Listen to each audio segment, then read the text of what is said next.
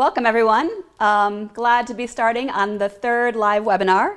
For those of you who don't know me, my name is Putnam-Walkerly. I'm a global philanthropy advisor. I've been advising both high net worth donors and grant-making foundations and funder networks since 1999. Organizations and people all types across the country and across the globe, ranging from individual donors who are seeking to start their first foundation all the way to some of the largest foundations in the United States and the world, such as the Robert Wood Johnson Foundation, Packard Foundation, and many others. So I'm excited to bring a wealth of experience and information to you today. This is the third installment of a 6-part series. As you might recall, for those of you that saw the first one was on the topic of delusional altruism. And delusional altruism is basically the notion that in philanthropy, everybody, pretty much, is seeking to be altruistic, genuinely wanting to make a difference, but not paying attention or being delusional about how we get in our own way. And one of the manifestations of delusional altruism is not walking your talk in philanthropy.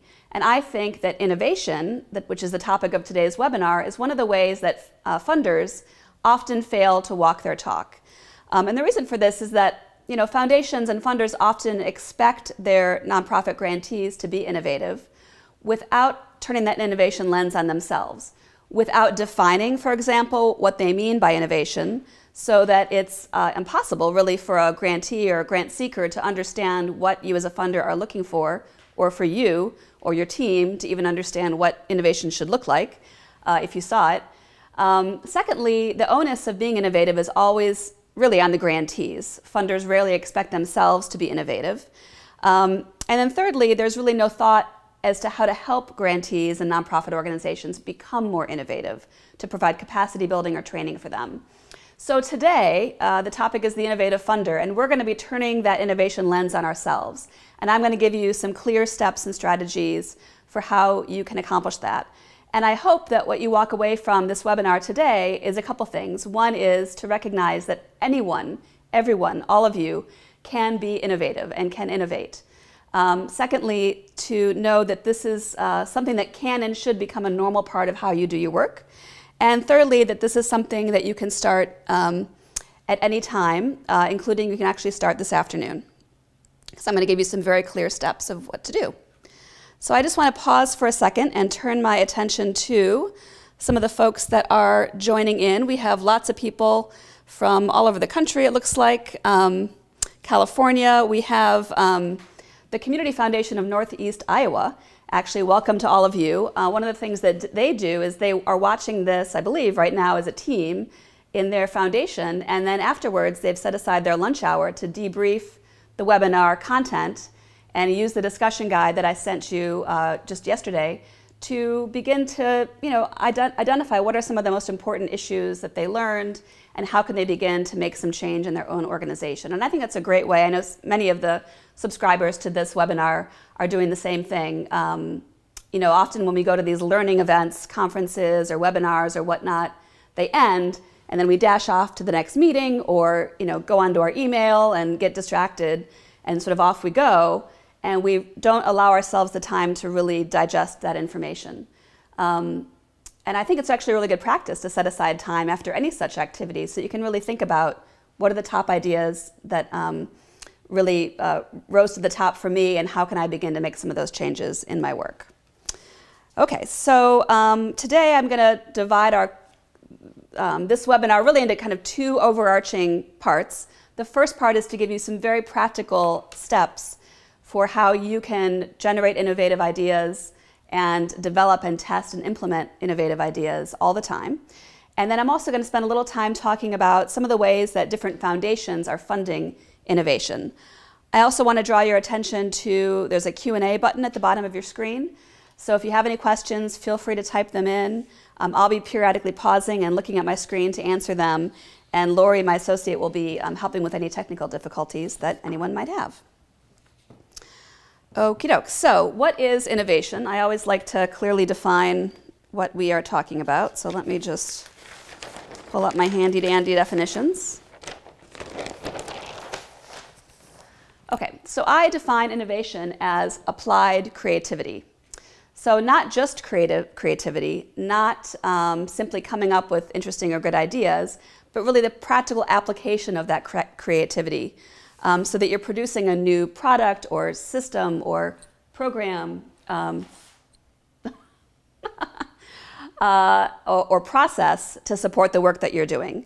And I want to share with you that that definition comes from a mentor of mine by the name of Alan Weiss. And in fact, a lot of the ideas that I'm going to be sharing with you come from his book, which I'll just point out to you. It's called The Innovation Formula.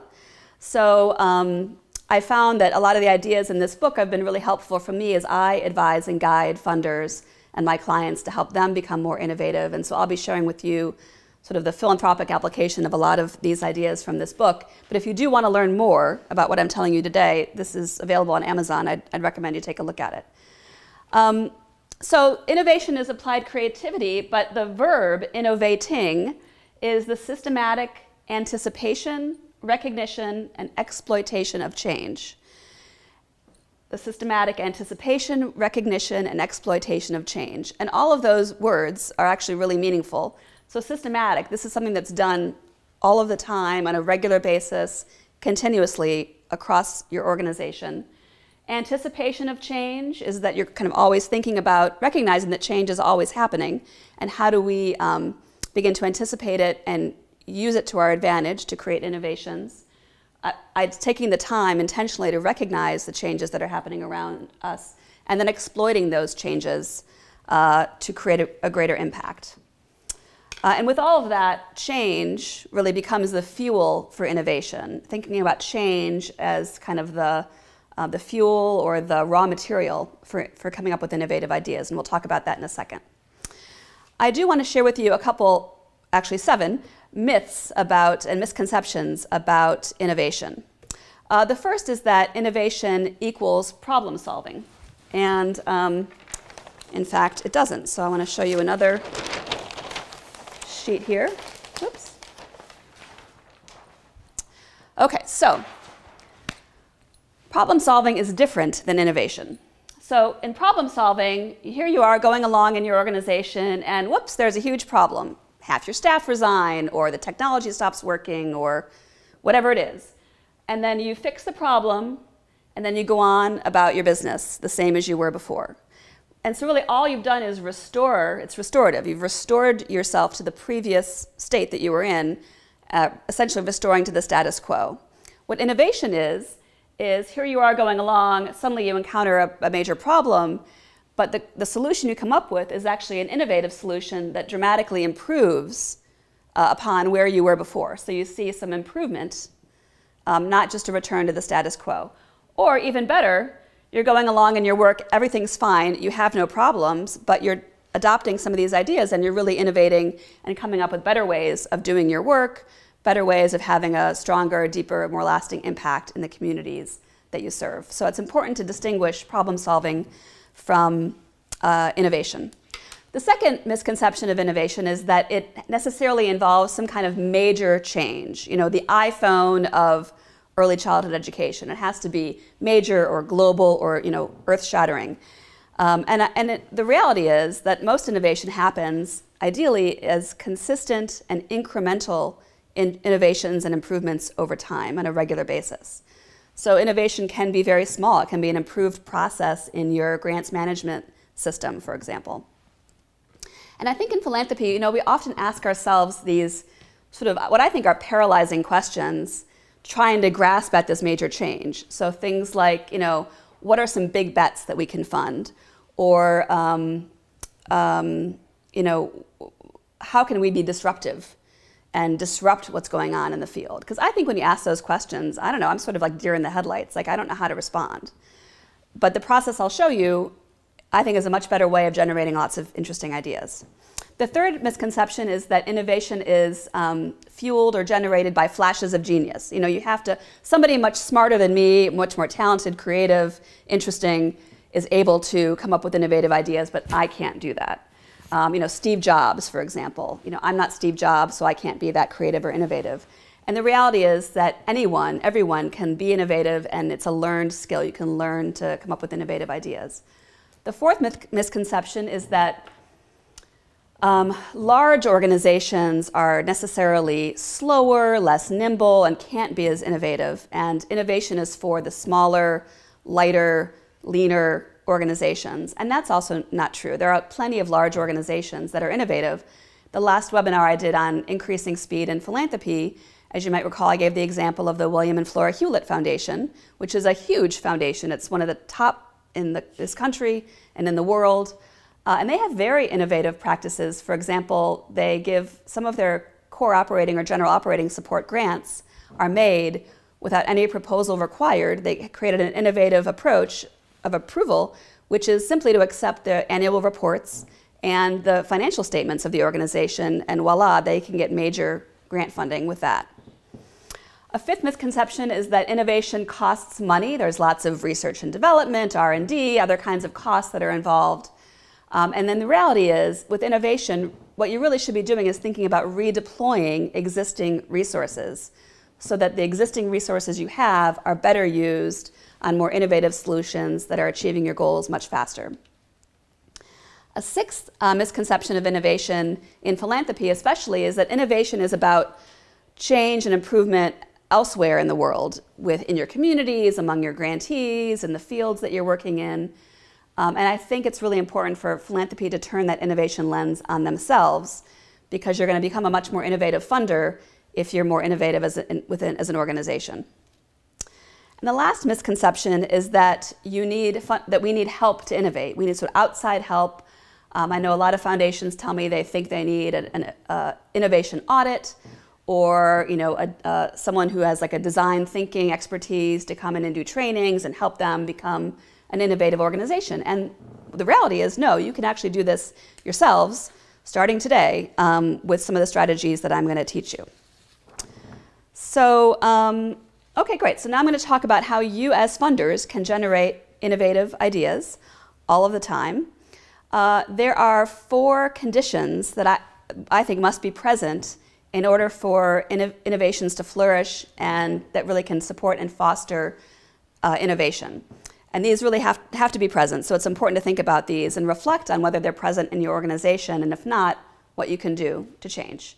The first is that there needs to be leaders who serve as champions or sort of avatars for foundation that are really beating the drum about innovation and ensuring that the organization, and the organization could be your family if you don't have a foundation, but really making sure that what you're doing is supporting innovation. And the leaders really need to be, certainly the CEO or whoever is kind of the highest level leader in the organization. It could be the board chair or others, but it could also be other leaders in your organization. So for example, I know that some of you work in very large organizations with multiple layers of staff. So it could also be, I don't know, your chief program officer or program directors, the head of HR, whoever it might be, people with organizational level leadership. And then some of you, it's you. You're the executive director and there's no one else, so there you are. Hopefully you're going to be willing to be innovative. But also it can be other kinds of leaders within the organization, people that don't necessarily have official authority or title, but are turned to by their colleagues and their peers as someone who exhibits leadership in the organization. The second condition is that there's a recognition that everybody involved can generate innovative ideas, from the board to the executive team, all the way down to the administrative assistant, the financial analyst, the communications intern, whomever's involved, right? Everybody can be involved in generating innovative ideas, and you need to believe that. That you as an organization are willing to regularly identify and test and implement new innovations, that this is a regular process, not a one-off process. And the fourth is that you adhere to what I call prudent risk tolerance. So certainly trying out new innovative ideas has risk involved. And it's important to recognize that not every idea is a good idea.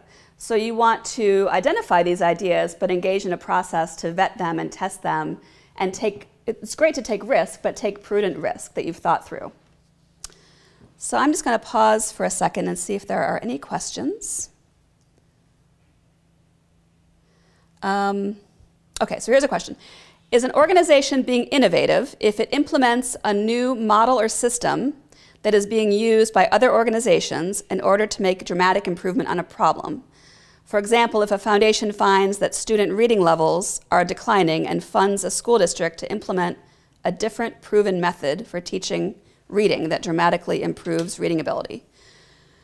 Okay, so what you're saying is, are you being innovative if you basically adopt somebody else's innovative approach and do it in your community, let's just say? And I would say no.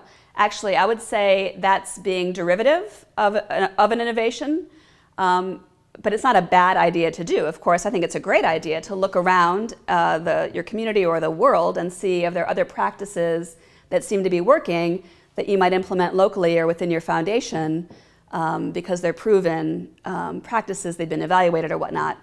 But I would say the creation of that new program or whatever it is or model was innovative when it was created, but now what you're doing is copying it, essentially. So it's not an example of being innovative as a funder, but I think it's an example of good practice.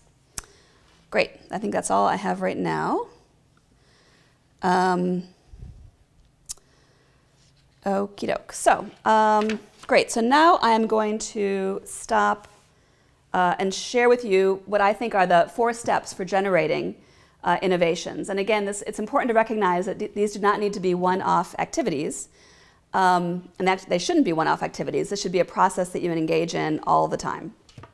Really, think about it as a regular way of doing business. There are things that you do on a regular basis already. You might have quarterly board meetings that you get ready for, monthly staff meetings, quarterly financial reports. So think about this as how can we incorporate generating innovation as a regular part of how we do our business. So the first step is to regularly search for innovative ideas. And there are many sources of innovation, of innovative ideas that I'm going to share with you. I'm going to share with you 7, where you can really think about and brainstorm from your own experience, personally or as a foundation or what's going on in the world, generating some ideas for innovation. So let me just share with you what those 7 sources of innovation are.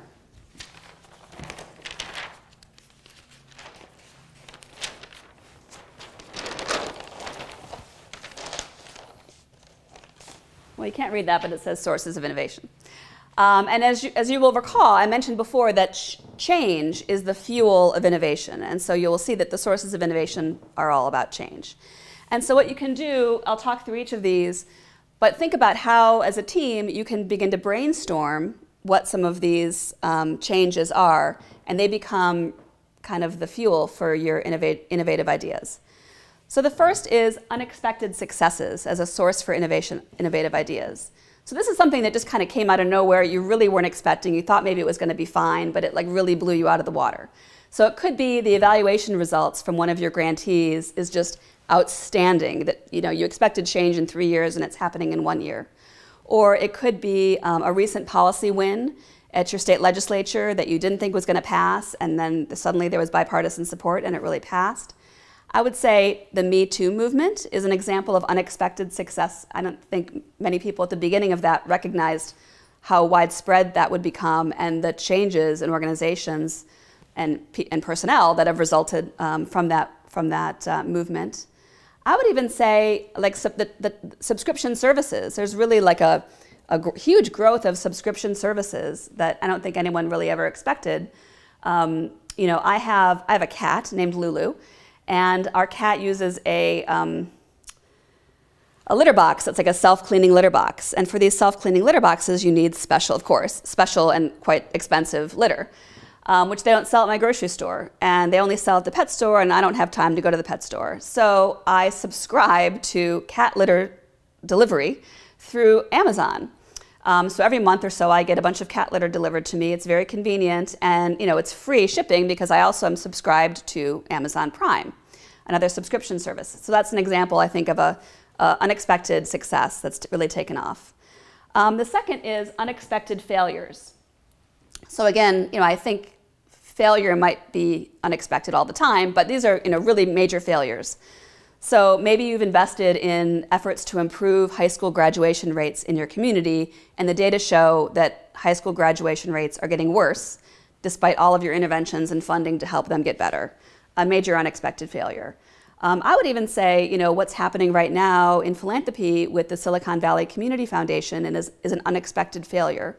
You might have heard about some of the reports that have been written about in the Chronicle of Philanthropy or the New York Times that are stating that there's been a toxic culture in the organization for a number of years. And assuming that that's true, what's being reported, I would say that's an unexpected failure of leadership and organization. Unexpected events. This could be a natural disaster.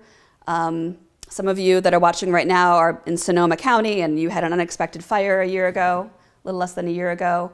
Unexpected disaster, unexpected crisis. Brexit passing in England was unexpected.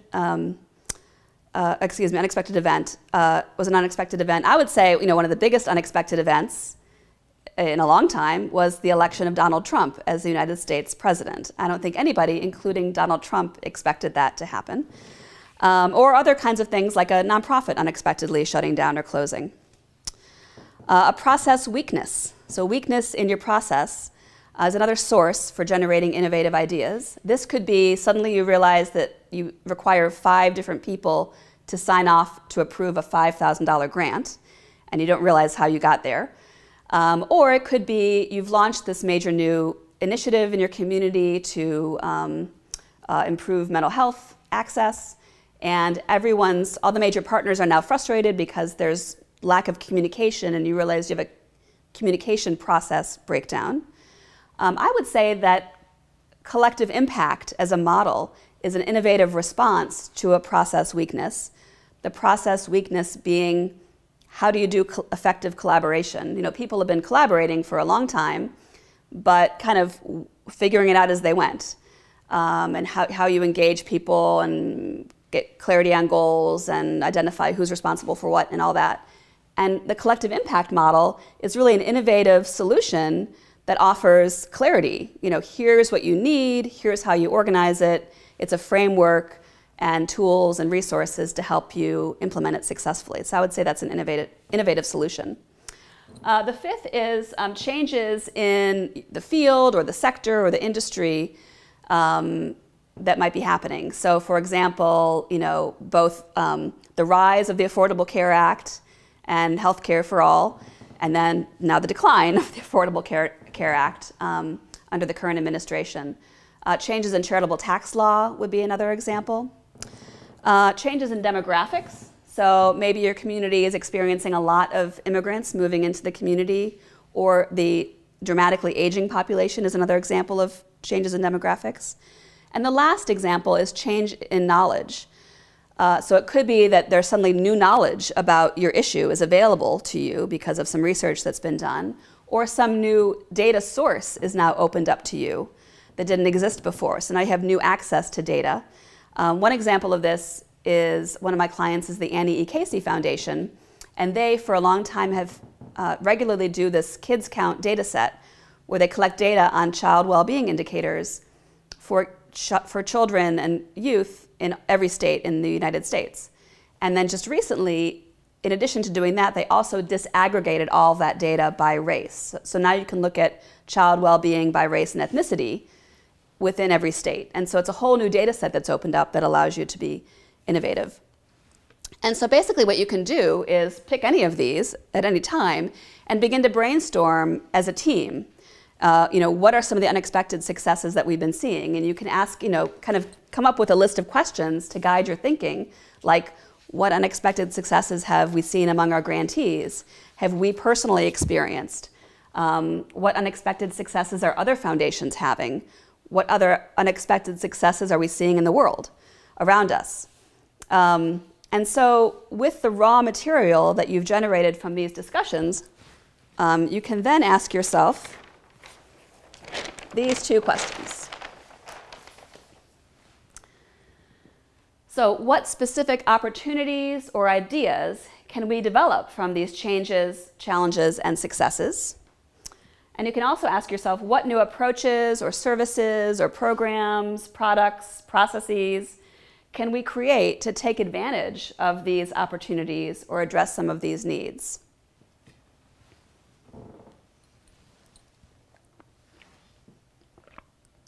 So let me just give you one example.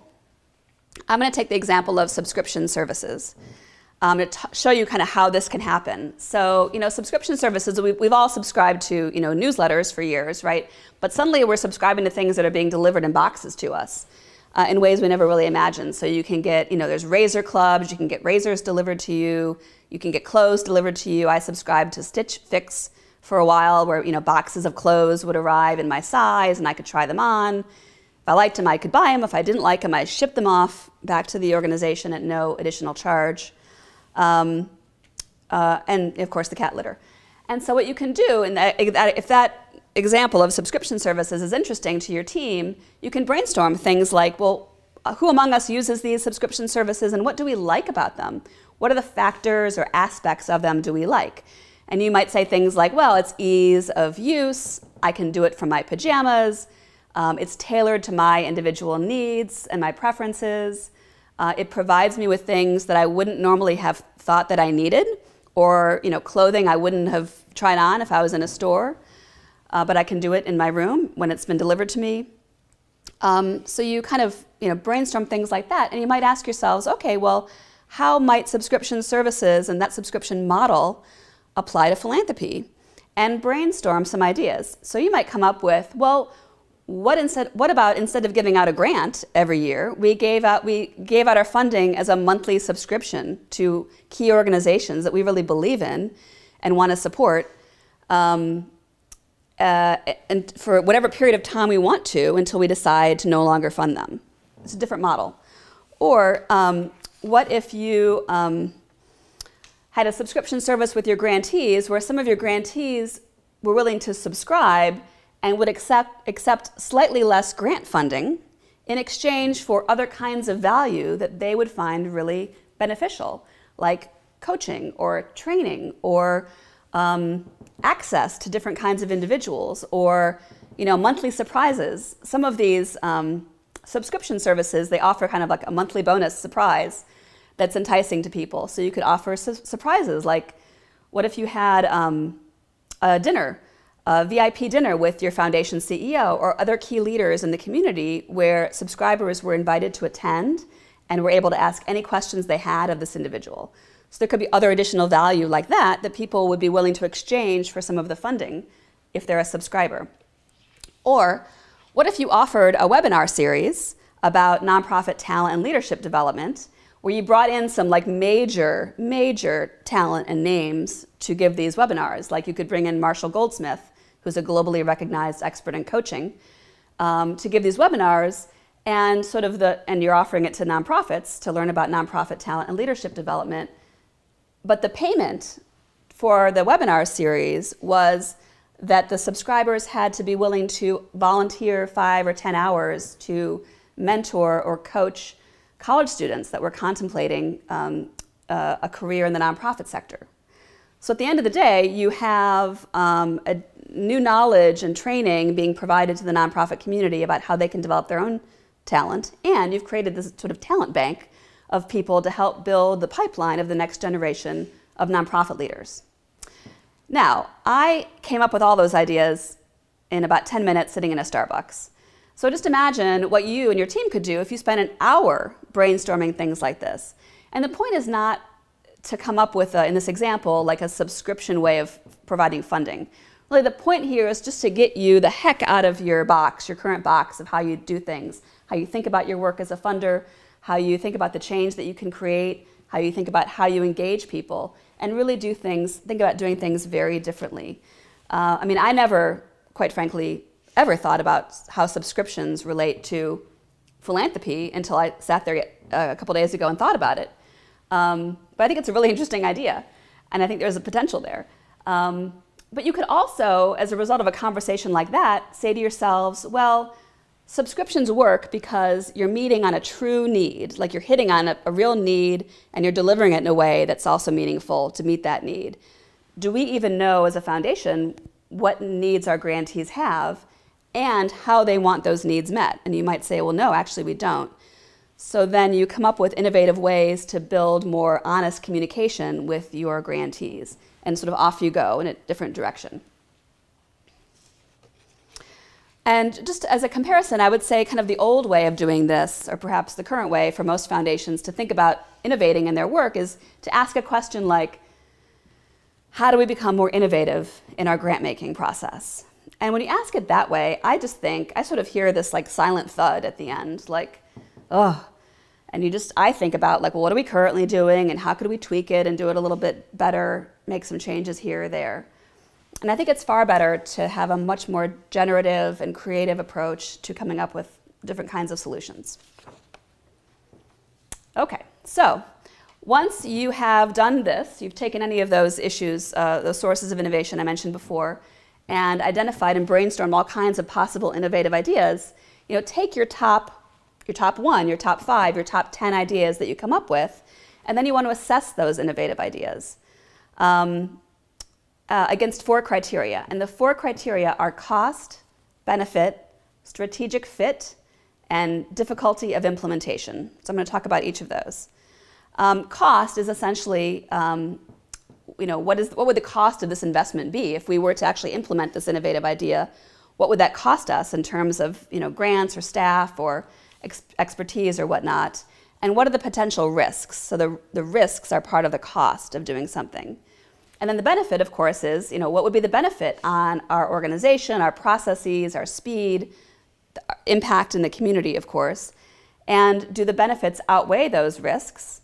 And how long until we actually see those benefits? Is it next month? Is it 3 years from now? So I'm just going to share a couple slides with you here. And this is just kind of a simple checklist that you can use to ask yourselves, what are the costs and what are the benefits? So for example, costs can be things like people. Do we need more people to come in and help us with this, or certain kinds of expertise that we don't have, consultants? Or will this require us to redeploy our current people to do their work, take time away from their current work to do something different? And what's the cost of that? It could be equipment or new technology that's needed. Certainly time, the time this will take is a cost. You might need to invest in some research. It might involve some communications. And I'm sure you can come up with more on your list. And then in terms of benefits, you can think about what is the impact, what will be the benefit in terms of quality. Quality in service delivery, for example, or what is the impact we'll have in our neighborhood or in our city or in the world? Will there be a benefit of improving our reputation as a funder or a family or whomever? Will there be a benefit in terms of greater customer service or more streamlined operations, or we'll be able to be more nimble and faster to respond to certain kinds of issues and needs? And then there's actually kind of a grid. So again, this isn't complicated really to think about cost and benefit, but it can be helpful to plot them out on a grid. So on this grid here, you see on the left side is all about cost, going from low cost to high cost. And on the bottom is benefit, going from high benefit to low benefit. And so here, and let's say you have 3 innovative ideas you want to test and assess against this cost-benefit analysis. So innovative idea number 1 provides you with low benefit and is very expensive to do, high cost. Innovative idea number 2, you decide, is very low cost, or maybe even no cost, and there's some moderate benefit you anticipate. And then the third approach, or the third innovative idea, there's moderate cost, but high benefit. And so as a result of this, you might say to yourself, well, let's eliminate the first one because we don't need to do something that's going to cost a lot of money and not result in a lot of improvement, right? So you eliminate that, but you might decide to pursue the next 2. But what you want to do next is assess it against strategic fit. So that's the third criteria. All right, so for those of you that saw the first 2 webinars, either of them, we talked about strategy a lot. And strategy formulation is really about understanding what your desired future state is. What kind of organization do you want to be? What kind of change do you want to see in the community or whatever issue you're working on? But here you are at your current state. This is where you are today. And getting from your current state to your desired state is coming up with a strategic implementation plan. So here's your strategy formulation. This is your plan from getting from here to there.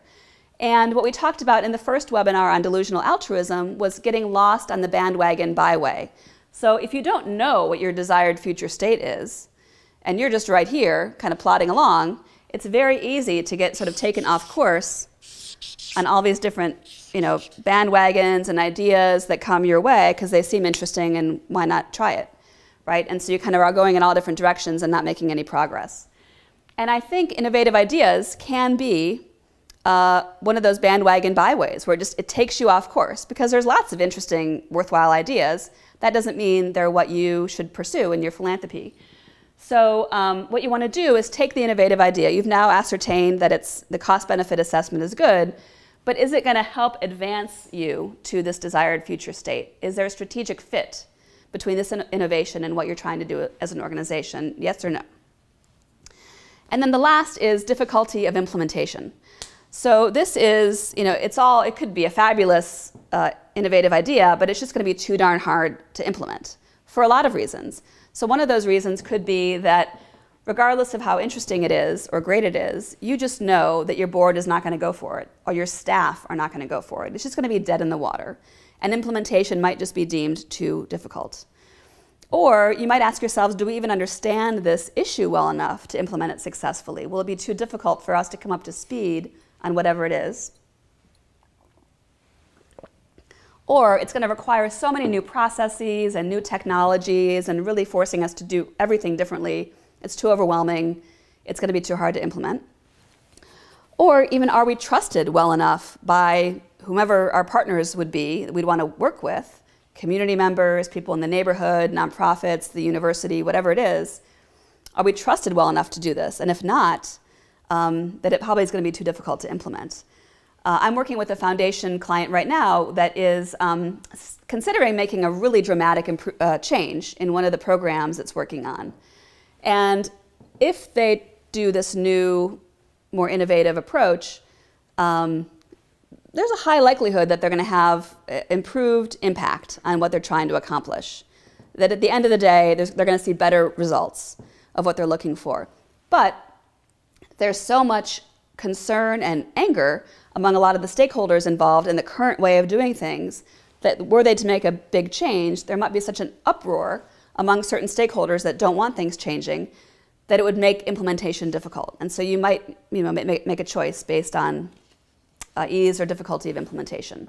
So those are the four criteria: cost, benefit, strategic fit, and difficulty of implementation. If your innovative idea passes all of those criteria, then what you want to do is begin to develop the innovation. And let me turn this off.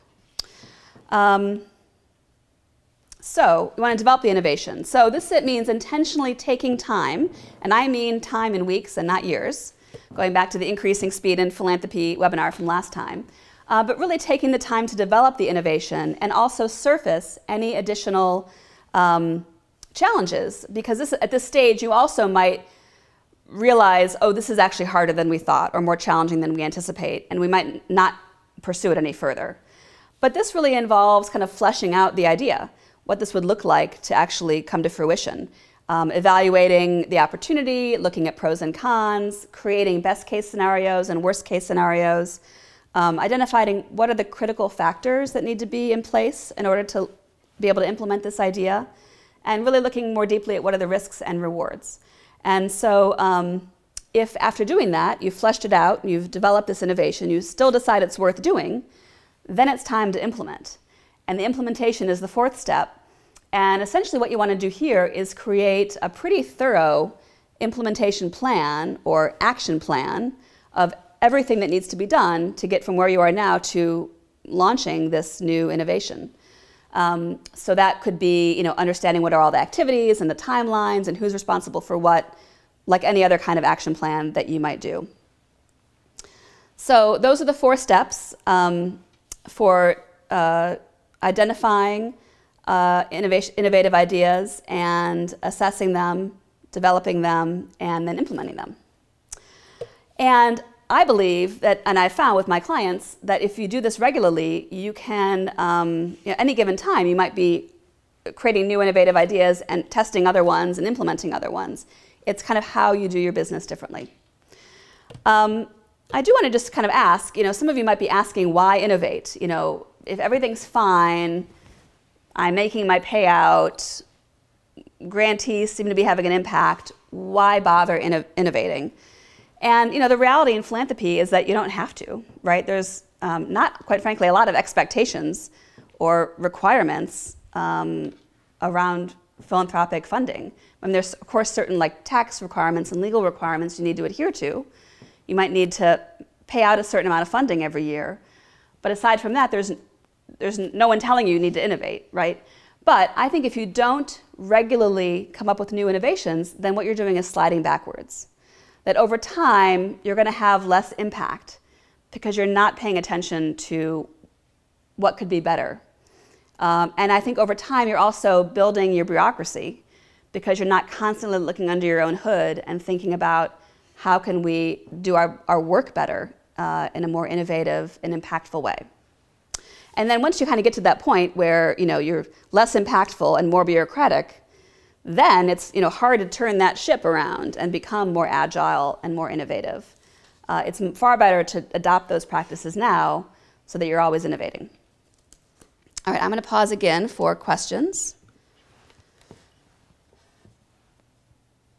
Okay, somebody told me I should have removed the screen share. Yes, sorry about that. I realized I didn't do that in time. Do I have any other ways to generate innovative thinking besides what I've shared? Yeah, I would say a couple things. One is to get yourself out of your comfort zone. I would say, one way to kind of just get the creative juices flowing is to get out of your comfort zone. So things like stop going to all the same conferences all the time. Try going to really different kinds of events that help you think very differently. I attend and speak at a lot of philanthropy conferences, but last year I went to WINGS, which in Mexico City, which is Worldwide Initiatives for Grantmaker Support. It's a global association of foundations, association of associations, actually, of foundations. And it was awesome. I learned about philanthropy from a whole different lens. What grantmakers are dealing with around the world is often very different than what's happening in the United States. And it really changed my perspective and opened my eyes a lot on what I can learn from philanthropy globally and how I can help my clients. But also just simply, if you go for a walk every day, go to a different neighborhood. Get yourself out of your comfort zone. One of my writing coaches told me once that every week I should just put myself in some new environment. Like if I don't often go to the museum, go to the museum, or go to a comedy show, or go places that I don't normally go to, just to kind of get me out of my comfort zone and see things differently and be able to come up with new ideas as a result. You don't do that thinking I'm going to come up with some innovation, but a change in environment can do a lot for you. I also would say another way to generate innovative ideas or encourage them, certainly, is as you engage in this process, reward behavior, not the result. So what you really want to do is reward people who are trying this out, who are really trying to be innovative and come up with new ideas, and not only reward or praise people when they've actually achieved some innovation that actually is working. Because if you only achieve or reward what works, then you're kind of stifling creativity because people will worry, well, I'm not going to try it if it doesn't have a likelihood of success. You'll stifle risk-taking, and some risk-taking is important in this work. So somebody also asked, can you speak to where you might do this? Small team meetings, annual retreats, quarterly offsite, or every project closeout? That's a really good question. I would say whatever makes sense for your organization. Like what's a regular pace of meetings? I wouldn't do it annually. I would do it more frequently, monthly, probably quarterly at the latest. And it can be done organization-wide. It can also be done in teams. A lot of innovative ideas are generated by the people doing the work. And so depending on how big your organization is, your program team or your communications team could try this. But you can also engage the whole organization at times to come up with innovative ideas. That's a great question. And then one more, do I think foundations need to bring in consultants to help them be more innovative? Is this something you do? So no, I don't think you actually have to have a consultant or anyone helping you with this. I think you can actually start doing this afternoon yourselves. Just give it a whirl, right? You can build these practices in. But but I am hired by foundations to help them with this process. Sometimes it is to kind of train them on the whole process and sort of facilitate the first round of doing this work.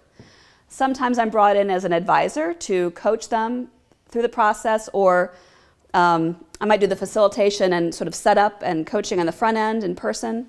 And then I'm brought in as an advisor to help hold them accountable to the assessment and the development and the implementation to see where it goes and help them ensure that this is happening in an ongoing way. But no, it's not necessary. And that's what I think is the beauty of this, is you can just start doing this yourselves as an organization. Okay, so that's it for questions at the moment. Feel free to ask more. All right, so in the remaining time that we have, I do want to share with you some approaches to innovation. My firm did a scan of the literature of how other foundations are funding innovation and came up with 8 approaches.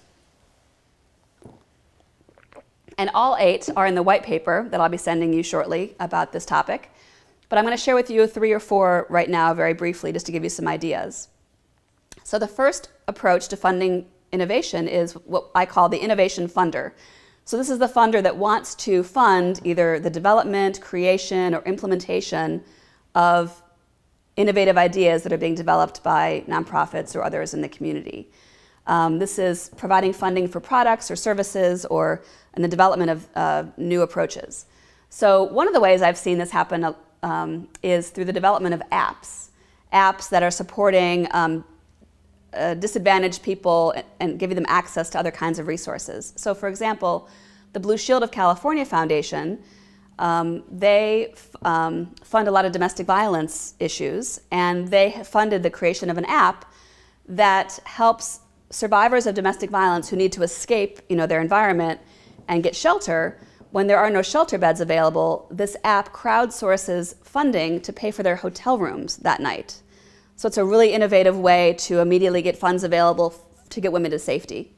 The Thrive Foundation for Youth in San Francisco created an app that supported disadvantaged youth to help them build networks of mentors that could help them navigate their college and professional careers. Funding prizes is another way that foundations are trying to fund the development of innovation. So like Ashoka, the X Prize Foundation, the Knight Foundation, the Case Foundation are examples of funders that are funding prizes, and the prizes are encouraging innovative ideas, right? So the Knight Foundation, for example, regularly has these challenges where they encourage innovative ideas to address questions like, how can we make cities more successful? Or how do we make data more useful for individuals and communities? And then they fund the ideas that are created from those. The second approach to innovative funding, or innovation funding, is funding what are called often innovation hubs. So these are sort of like safe spaces, creative spaces for people, leaders, thinkers to come together and have the time and the place and the resources and the connections to ideally like ideate and create new innovative approaches. The Rockefeller Foundation is an example of a funder that has done this.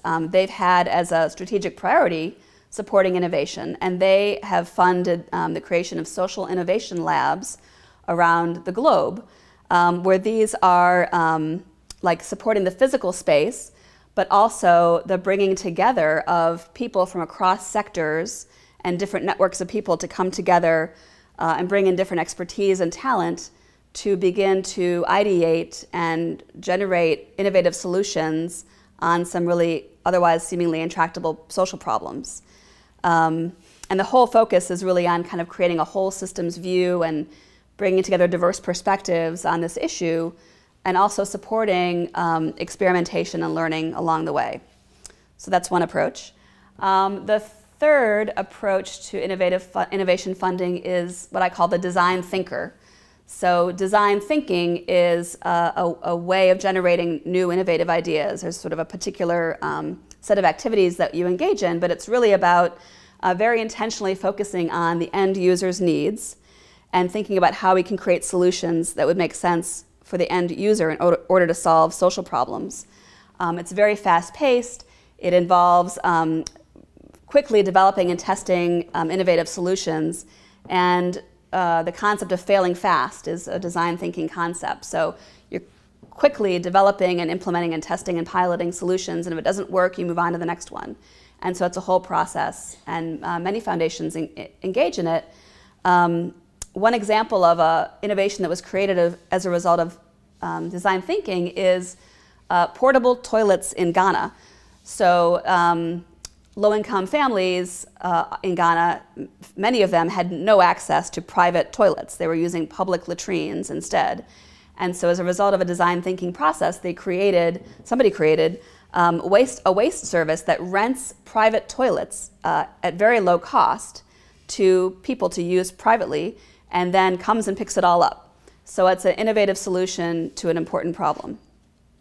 There's another foundation, the Autodesk Foundation, which their entire grant-making process is built on design thinking.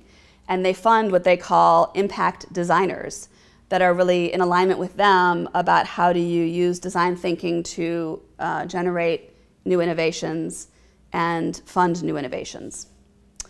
And then the last approach I want to share with you is what I call the solution scaler. So this is actually a good approach for the risk-averse foundations, where you aren't comfortable kind of funding the innovation yourself, but you would be delighted to take an existing innovation and take it to scale. You might want to spread the dissemination of this new innovative idea or new innovative approach, or help other organizations to implement it, and that's what you want to fund, that dissemination, that spread, that scale of an existing innovation. So that's another approach to doing this work. Just briefly, I want to share with you some overall recommendations and lessons for innovation to keep in mind. So again, I would say that innovation is really something that you should see as a constant practice, not a one-off activity. That's why in the question that was asked, is this something to do at an annual meeting? I would say no. I would say keep it on a more regular basis and keep it as part of how you do your work. To remember that innovation does not have to be a big deal, that a lot of the innovative ideas you'll come up with will be seemingly simple changes that you can easily make at no additional cost in how you do your work, but that are an improvement. Again, not solving a problem, but making improvement in how you do your work. That innovative is improving, not about improving, not for maintaining the status quo. That I think it's really important for foundations to innovate within first. You'll be a much more successful funder of innovation if you really turn that lens on yourself. And once you get the hang of this approach, you can begin to do it also with your grantees as well. And again, that it's really the importance of the CEO or the leader of the organization or whoever, your family or whoever it is, being that avatar and that champion for innovation. I'm going to share my screen briefly. I just want to share with you a few other things before we jump off, to share with you some upcoming things to pay attention to. The next two live webinars that we will be doing, one is on June 19th. It's on strategic, responsive, or both. What does it mean to be a strategic grant maker or a responsive grant maker? They're not mutually exclusive, and what are the pros and cons of each? And then in August, on August 16th, is a topic I've never talked about publicly before, but how do you overcome fear in philanthropy? So I'm really excited to share new content with you at that live webinar. I want to share with you a couple places where I'm going to be in case you're going to be there too. At the end of this month, I'm going to be in Brussels at the European Foundation Center Conference. Then in June at the Grantmakers in Health Conference. And in September at the Exponent Philanthropy Conference. So if any of you will be there, let me know. It would be great to meet you in person if I don't already know you. And have an opportunity to talk. I also want to share with you a brand new program or service that I'm offering. It isn't even on my website yet because I'm not entirely sure what to call it, but for now I'm calling it VIP Days. So a lot of my clients like to spend a full day with me to talk about any issue that they want to, strategic or tactical. They're trying to launch something new or map out their professional goals or figure out how to create change or start a foundation and value an opportunity to sit down together and talk through all of these things. And so if that's something of interest to you and you would like to come to sunny Cleveland, Ohio, then we can talk. And then the last thing I want to share with you is that a lot of the work that I do with funders is as a strategic advisor or a trusted advisor, and being available really on an unlimited basis during the day to advise on any issue that you're dealing with. I try to maintain only 10 advising clients at a time, so I am sure that I have time to be available to you, and I have about 2 slots left at the moment. So if that sounds like something that you would benefit from and get value from, then certainly let me know. I also want to remind you that I'll be sending you the white paper on fostering innovation in philanthropy, and also sending you the one I haven't sent you yet on increasing speed in philanthropy. Those will be coming to you soon in your inbox. And also reminding you that by subscribing to this webinar series, you also receive free downloads of my book, Confident Giving, and a chapter that I wrote on transformational giving in the Impact Assets Handbook for Investors. And I'm available. Everyone who's subscribed is welcome to have a free coaching call with me. It's just a matter of scheduling it. So please feel free to schedule that at any time. I look forward to seeing you on June 19th. And in the meantime, have a wonderful afternoon. Start generating innovative ideas. And have a great weekend. Thank you so much.